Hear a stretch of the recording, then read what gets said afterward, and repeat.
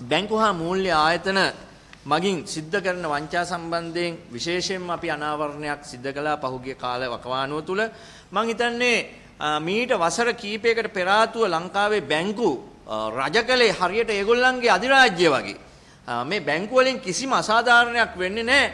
බැංකු කියන්නේ 100% පියෝ ආයතන විදිහට තමයි මේ රටේ මිනිස්සු වටහාගෙන තිබ්බේ. අර දේවාලේ වඳින්න යනවා වගේ තමයි මේ බැංකු වලට මේ රටේ ජනතාව යන්න පටන් ගත්තේ. හැබැයි දැන් මේ තත්ත්වය වෙනස් වෙලා. ක්‍රමක්‍රමයෙන් මේ රටේ ජනතාව තේරුම් අරන් තියෙනවා මේ බැංකු කියන්නේ තවදුරටත් ජනතාවගේ දේවාලයක් නොවන වගේ. ජනතාව පුළුවන් තරම් සූරා කෑමකට ලක් කළා තමන්ගේ ව්‍යාපාරික අවශ්‍යතා ඉෂ්ට කරන්නට සූදානමින් සිටින තවත් කඩ බවට මේ බැංකුව අද දවසේදී පත් වෙලා තියෙනවා.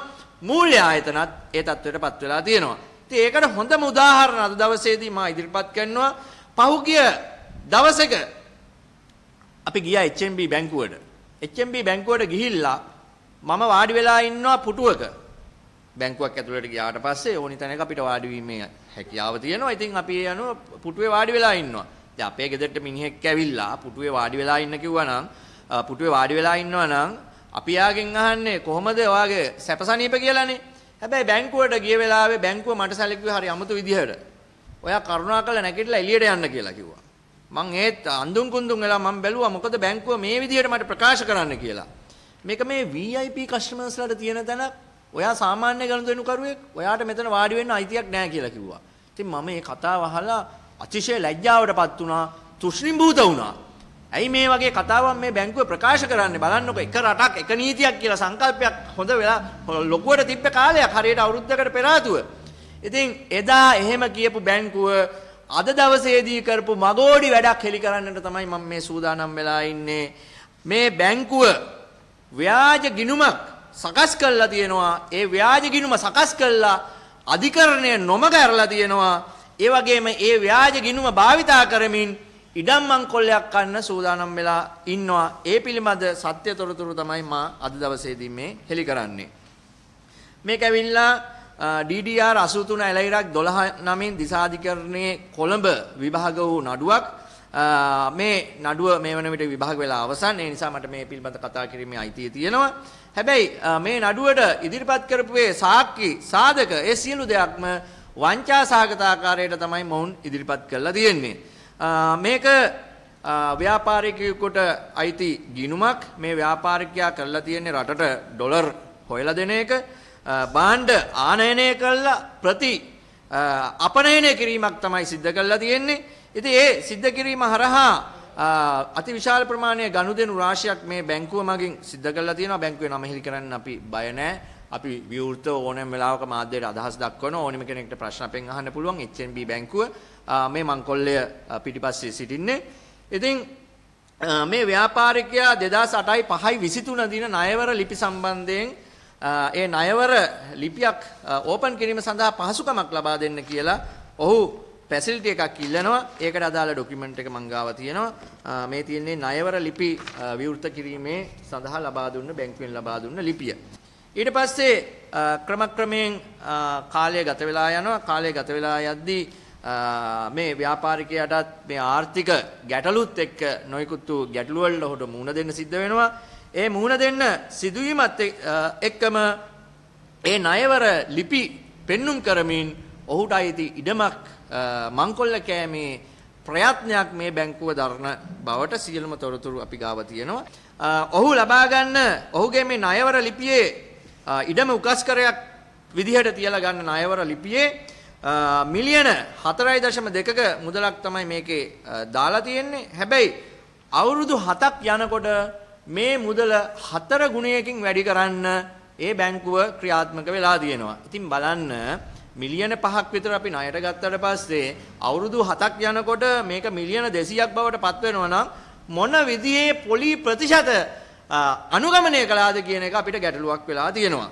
ඊට පස්සේ මේ තියෙන්නේ මේ බැංකුව විසින් සකස් කරන ලද ව්‍යාජ ගිණුමේ විස්තර. මේ ව්‍යාජ ගිණුමේ විස්තර සම්පූර්ණයෙන්ම මේකේ දාලා තියෙනවා. එතකොට මේ විදිහට ගිණුමක් තිබ්බේ නැහැ කියන එක තමයි ව්‍යාපාරිකයා කියන්නේ. හැබැයි බැංකුව විසින් මේ විදිහේ ගිණුමක් හිතාමතාම ගොතලා එහෙම නැත්නම් බැංකුවේ ඇතුලේ හිතාමතාම ඒ වගේ ගිණුමක් හදලා තියෙනවා. එතකොට මේකේ මේ සම්බන්ධයෙන් පනතක් තියෙනවා. ව්‍යාජ ගිණුමක් අපිට හැදීමේ හැකියාවක් නැහැ. 2006 අංක 6 කියන පනත යටතේ ව්‍යාජ ගිණුමක් පවත්වාගෙන යෑමට දඬුවම තමයි අවුරුද්දක සිර දඬුවමක් හෝ ලක්ෂය බැගින් මුදලක් ගෙවීමට නියම කිරීම. ඉතින් ඇත්තටම දැන් මේ දේ සිද්ධ වෙලා තියෙනවද? මේ පුද්ගලයා හොර ගිණුමක් මේ බැංකුව මේ පුද්ගලයාට හොර ගිණුමක් හදලා දීලා තියෙනවා. එතකොට ඒ ගිණුම හරහා ලක්ෂ 50කට ආසන්න මුදල් ප්‍රමාණයක් ලක්ෂ 40කුත් ප්‍රමාණයක් වංචා සහගත ලෙස කළා තියෙනවා. ඉතින් මේ වගේ මූල්‍ය වංචාවක් වුණාට පස්සේ මේ රටේ වගකිය යුතු ආයතනය වන්නේ ශ්‍රී ලංකා මහ බැංකුව. ශ්‍රී ලංකා මහ බැංකුවට ඔහු දැනුම් දෙනවා මෙන්න මේ ආයතනය මගින් ව්‍යාජ බැංකු ගිණුමක් සකස් කරලා තියෙනවා. HMB ආයතනය ව්‍යාජ බැංකු ගිණුම සකස් කළා ඔහුගේ මුදල් අනිසි ආකාරයට මංකොල්ල කාලා තියෙනවා. ඒ වගේම මේ ගිණුම් වාර්තා ඉදිරිපත් කිරීමේදී ඒ ගිණුමේ තිබූ යම්කිසි මුදල් ප්‍රමාණයක් තව ඒ ව්‍යාජ ගිණුම හැදුවා විතරක් නෙමෙයි ඒ මුදල් ප්‍රමාණයක් අතුරුදහන් කළාක් තියෙනවා. මේකේ වැඩිදුර ස්ටේට්මන්ට් එක කියාගෙන යද්දි. ඉතින් අපිට සැකයක් ඇති වෙලා තියෙනවා. අපේ තියෙන බැංකු ගිණුම් වලත් ඒ accounts වල තියෙන සල්ලි රුපියල් 1000ක් 2000ක් එකපාරට අතුරුදහන් වෙලා තියෙනවද කියලා ගැටලුවක් ඇති වෙලා තියෙනවා. ඒක හොයාගන්න ක්‍රමයක් නැහැ. මොකද රුපියල් 95000ක තිබ්බේ අපේ account එකෙන් ඊළඟ දවසේ අපි බැලන්ස් එක ගන්නකොට රුපියල් 94000ක් වගේ තියෙනම් චෙක් වෙන්නේ හරිම කලාතුරකින්. ඉතින් ඕගොල්ලොත් HMB බැංක් එකේ තියෙනම් account එකේ මෙහෙම මුදල් මංකොල්ල කාලා තියෙදි කියලා පොඩ්ඩක් ඩබල් චෙක් කරලා බලන්න. ඔබ සියලු දෙනාට දෙන අවවාදයක්. දැන් මේක මේ බැංකුවට කිව්වට පස්සේ මේ බැංකුව මේ පුද්ගලයා ශ්‍රී ලංකා මහ බැංකුවේ පැමිණිල්ලක් දානවා. ශ්‍රී ලංකා මහ බැංකුවේ පැමිණිල්ලක් දැම්මට පස්සේ මෙන්න බලන්න වෙලා තියෙන වැඩි. ව්‍යාජ ගිණුමක් පවත්වාගෙන යෑම කියලා ඔහුට දින දාලා එවලා තියෙනවා මේ ලිපිය. උක්ත කරුණ සම්බන්ධයෙන් ඔබ විසින් ශ්‍රී ලංකා මහ බැංකුවේ අධිපතිතුමා සහ බැංකු අධීක්ෂණ දෙපාර්තමේන්තුව වෙත යොමු කරන ලද දිනැති ලිපිය හා බැඳේ කියලා දවසත් එක්ක දාලා තියෙනවා. ඊට පස්සේ තමයි හොඳම හරිය එන්නේ. මේක මොකද්ද දන්නවද කියලා තියෙන්නේ. දැන් මේ බැංකුවක මහා වංචාවක් පිළිබඳව තමයි බැංකුව පිළිබඳ කටයුතු කරන මහ බැංකුවට අපි කියන්නේ. මහ බැංකුවට කිව්වට පස්සේ මහ බැංකුව අපිට කියනවා ඔබගේ ගැටලුව පිළිබඳ සොයා බලා අවශ්‍ය කටයුතු කිරීම සඳහා ඔබගේ ලිපියේ පිටපතක් හැටන් නැෂනල් බැංකුවේ සාමාන්‍ය අධිකාරීතුමා වෙත යොමු කළ බැව් කාරණිකව දැනුම් දෙමු. ඒ කියන්නේ අපේ ගෙදර කෙහෙල් කන හොරු කපලා තියෙනවා. අපි යනවා ගම්මුලා දෑනිය හම්බ වෙන්න. ඊට පස්සේ ගම්මුලා දෑනිය කියනවා ඔබේ කෙහෙල් කන හොරාගෙන් ඉල්ලා ඔහු කියන නියමයන්ට අනුකූලව ඔබට ලබා දීමට කටයුතු කරමු. ඒ කියන්නේ හොරා කැමති නම් කෙහෙල් කන දෙන්න පුළුවන්. හොරා අකමැති නම් හොරා අරගෙන යයි වගේ කතාවක් තමයි මේක. ඉතින් අන්නේ වගේ වගකීමෙන් තොර උත්තර තමයි මේ ශ්‍රී ලංකා මහ බැංකුව දීලා තියෙන්නේ. මට සැකයි මේ ලාංඡන ශ්‍රී ලංකා මහ බැංකුවේද කියලා. මහ බැංකුව මේ වගේ ප්‍රකාශ කරනවද? මේ වගේ ව්‍යාජ ගිණුමක් තියෙනන් දෙයනේ බැංකුව තහනම් කරන එකනේ තියෙන්නේ. නැතුව මේ එක එකාට ලියුම් යවලා හරියයිද මේ බැංකුවත් එක්ක කතා කරලා මේකට මේ සොයා බලලා බැංකුව කැමති නම් විතරක් පරීක්ෂණ පවත්වනවා කියලා. ඉතින් මේ වගේ හොරු තක්කරි රැලක් ඉන්නේ. මම මහ බැංකුවට අභියෝග කරනවා මහ බැංකුවේ ඉන්න උසස් නිලධාරීන් මේ මූල්‍ය ආයතන වලින් මංකොල්ල කනවා මූල්‍ය ආයතන වලින් අල්ලස් ලබා ගන්නවා කියලා මම කියනවා. පුළුවන් නම් මහ බැංකුවට අභියෝග කරනවා මේක CID එකට ගිහිල්ලා පැමිණිල්ලක් විදියට දාන්න කියලා. CID එකට ගිහිල්ලා පැමිණිල්ලක් දැම්මොත් කවුද ගන්න කියන එක අපි කියලා දෙනවා. එහෙම කොන්දක් තියෙනම් කියන්න. එහෙම නැත්නම් අපි පිළිගන්නවා ඔබතුමන්ලා මේක හොරට ගන්නවා අල්ලස් ගන්නවා. අල්ලස් ගන්න බවට මහජනතාවත් පිළිගන්නවා කියන එක අපිට පිළිගන්න වෙනවා. ඔබතුමන්ලා මේකට විරුද්ධව ප්‍රකාශයක් කළේ නැත්නම් අපි වගකීම් යුතු සංවිධානයක් විදිහට කියන්නේ. ඉතින් මෙන්න මේ විදිහට තමයි මේ බැංකු මංකොල්ල කෑම ආරම්භ කරන්නේ. මේක මේ රටේ මහජනතාව දැනගන්න ඕනි.